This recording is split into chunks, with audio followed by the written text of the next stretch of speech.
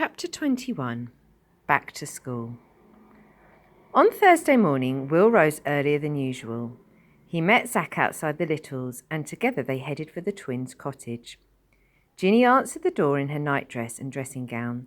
George was already in the kitchen, looking very sleepy-eyed. "Come on, Carrie," called out Mrs. Thatcher up the stairs, "or you'll be late." Zack stood at the foot of the narrow stairway. "I say," he exclaimed as she appeared on the tiny landing, "you look magnificent." She glanced shyly at him and came down the stairs.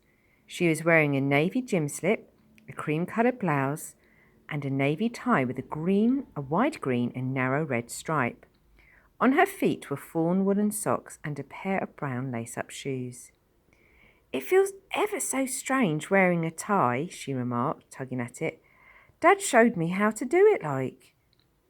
Her father came out of the kitchen and gazed proudly at her. Mrs. Thatcher, however, was still none too keen on Carrie going to the high school. But Mr. Thatcher was backing her all the way and had even done some extra labouring so that she could have a new uniform. "She's worked hard for it," he had said. "She ain't going to start with no hand-downs. She's going to start proper." They heard a car drawing up outside. Carrie blushed with excitement. "That'll be Mr. Fergus," she exclaimed. Her mother handed her a wide-brimmed felt hat to put on and a rather large navy blazer with narrow green braiding around it. Her ginger hair, which was still fought into two plaits, stood out starkly against the navy. She picked up a shiny leather satchel which was empty, She picked up a shiny leather satchel which was empty save for her lunch. Not sure that makes sense to me. Sorry about that. The straps and buckles jangled in their newness. "Don't expect too much on your first day," commented her father. "Good luck," said Zack warmly. "I'll see you when you come back." "You look real fine," added Will. "Real fine." Carrie smiled nervously and ran outside to where the car was waiting. She opened the door and sat next to Mr. Fergus, leaving the others standing outside the cottage where they waved to her until the car had driven out of sight. Ginny gave a shiver. "You'd best get dressed," said her mother. She turned to the boys. "You wouldn't say no to tea and some bread and dripping, would you?" They grinned and followed her into the kitchen. Mr. Thatcher was closing his lunch tin and filling up a small tin jug with tea. After they had eaten, Will and Zack left together and headed for the woods. There was still plenty of time before school started. The early morning air was clear and crisp, and all the fields and hedgerows were covered in a layer of sparkling dew. The sun filtered through the trees so that Will and Zack were constantly moving into patches of gloom and out into sudden patches of sunlight. They reached the small river and listened to it gently rippling past them. Zack leaned on one leg, as was his habit, and with his hands deep in his pockets, he stared anxiously into the water. "I think war has started properly now," he muttered. "But the Nazis won't bomb here," replied Will. "Will they? Mr. Thomas says he doesn't think they'd bother." Zack gave a sigh. "Oh, it's my parents I'm worried about. They know they're busy. I know they're busy, but I wish they'd write or ring more often so I'd know they're all right. Last night on the wireless they said there was more heavy bombing." "Couldn't they stay here?" Zack shook his head. "Father says if he can't fight for England, he wants to help entertain the fighters and help protect the families that are left. That's why he joined the AFS. AFS?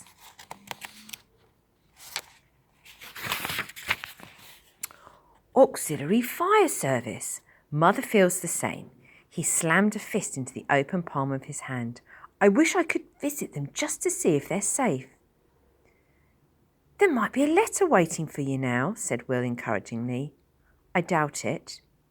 They stared up through the colourfully clad branches. The sun spread through them like a warm X-ray, lighting the thin skeletal lines in each leaf. Will and Zack chatted quietly, absorbing the peace of the river, and then turned back to the village. They dropped by at the Littles to see if there had been any post, but there was none. Zack carried on towards the graveyard cottage with Will, and they took Sammy out for a romp in the fields. By the time school had started, it felt late enough to be the afternoon. To their surprise and delight, sitting next to Miss Thorne at the front of the class was Geoffrey Sanditon. Mr. Sanditon and I have decided to choose a nature project, began Miss Thorne. This means that we shall be going on expeditions which you will plan. We would also like some of you to write and illustrate a nature diary. Zack looked a little disappointed. In addition to the project, we shall be reading some of the nature poets, William Wordsworth, for example, and some of Shakespeare's sonnets. At this, Zack beamed. I thought it'd be a rather good idea, added Geoffrey, that, as we have to be careful with the amount of paint we use, we could create pictures using different coloured leaves and bark and anything interesting that you can find, and it might be fun too if we make up short poems to go with them. Perhaps an epic saga based on some expedition, said Miss Thorne, gazing directly at Zack. And George, she remarked, looking up at him, you will be in charge of some of the nature trails we shall take. Now, are there any... She was interrupted by a knock at the door. Geoffrey opened it. Zack looked towards the hallway and was surprised to see Aunt Nance. Miss Thorne disappeared into the hallway with her and returned shortly. She glanced at Zack. You're to go home, she said gently. Zack felt very hot and a little sick. He rose quietly from his desk and left the classroom. Will listened to his footsteps fade away down the hallway. He glanced up at Miss Thorne, who caught his eye and quickly turned away. Right, she said briskly, facing the class. Let's see how your spelling has deteriorated over the summer holidays. The remainder of the morning was taken up with sums, sharing out books and planning the first expedition, but Will's heart was elsewhere. As soon as it was lunch, he ran to the Littles and knocked on the back door. Come in, Will, said Mrs. Little, opening it. Zack will be pleased to see you. He's upstairs packing. Packing? Gasped Will. Why? What's wrong? His father has been badly injured. One of the large warehouses by the docks caught fire and he was buried under fallen timber for several hours. He's in a hospital in London. Will ran upstairs and found Zack kneeling over a small battered case. He was holding a photograph of his father. He looked up at Will. His eyes were pink and swollen. I'm catching the Friday train to London, he said, his voice quivering. Mother doesn't want me to, but I begged her to let me. I have to see him in case... And he became hoarse and stifled a stifled a sob. In case I never see him again. Will squatted down beside him. I want you to take care of this, he said, handing him his old, tattered copy of Shakespeare's work. It was my great-grandfather's. Oh, Zack, protested Will, but Zack's pained expression prevented him from refusing. He took the book and smothered the leather covers with his hand. I'll look after it real fine. They spent a miserable afternoon together. Ginny and George called round after lunch, and Carrie rushed in later for a few brief moments before having to fly home to do her homework. It was a wretched time for Zack, as he wanted to leave immediately. All the waiting only increased his feelings of frustration and helplessness. The Littles drove him to the station in Weirwold the following morning. His mother had said that whatever happened, he was only to stay in London for the weekend. She didn't want him to be injured as well, and she knew that his father would have felt the same way. The day after Zack's sudden departure was Will's 10th birthday, Saturday, September the 7th, 1940.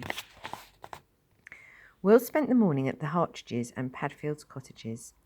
In the afternoon, he and Tom decorated the living room.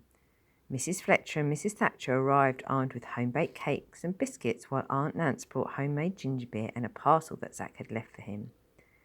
By late afternoon, the cottage was filled with children, with Tom, Ginny and George leading the games.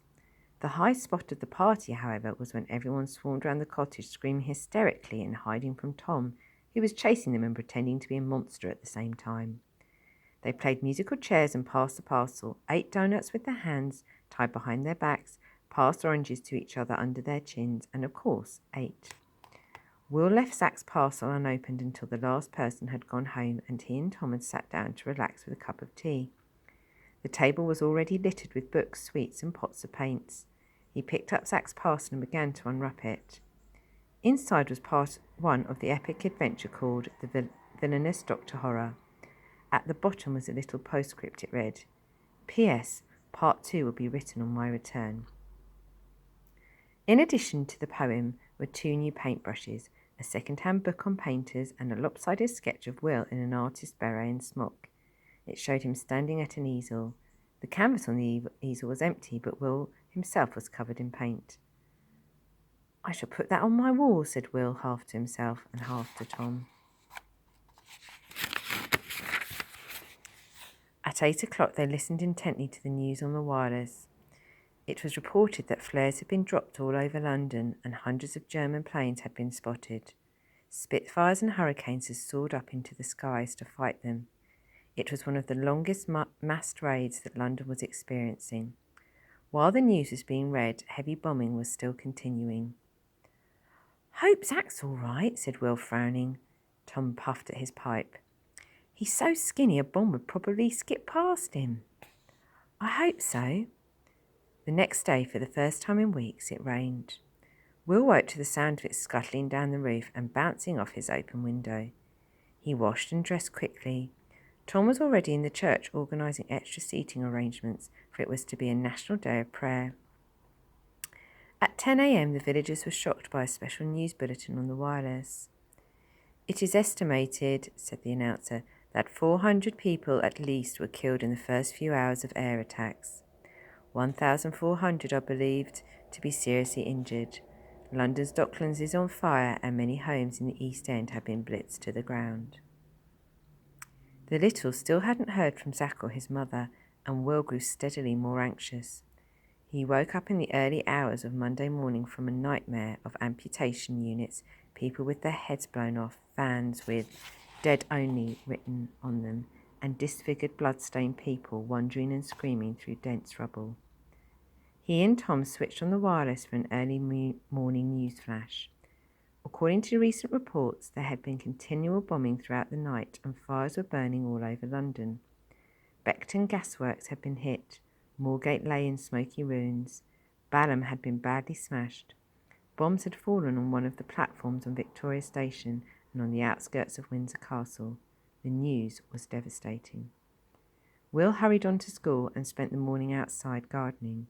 He joined George, Ginny, Lucy and Grace on a blackberry expedition in the afternoon and returned at dusk, flushed and happily tired, only to hear that Dover was being bombed. The following morning he awoke to sounds of voices downstairs. It was odd to have visitors so early, unless, of course, he had overslept. He rose quickly and clattered down the ladder. As he approached the front room, he recognised the voices. They were the Littles. His heart gave a lift. Perhaps they had news of Zach. He strode in excitedly, and they turned to face him. Dr. Little looked grave, and Aunt Nance had been crying. They didn't need to say anything. He knew that Zach was dead. In one black moment, he felt his legs buckling up underneath him, and he collapsed into unconsciousness.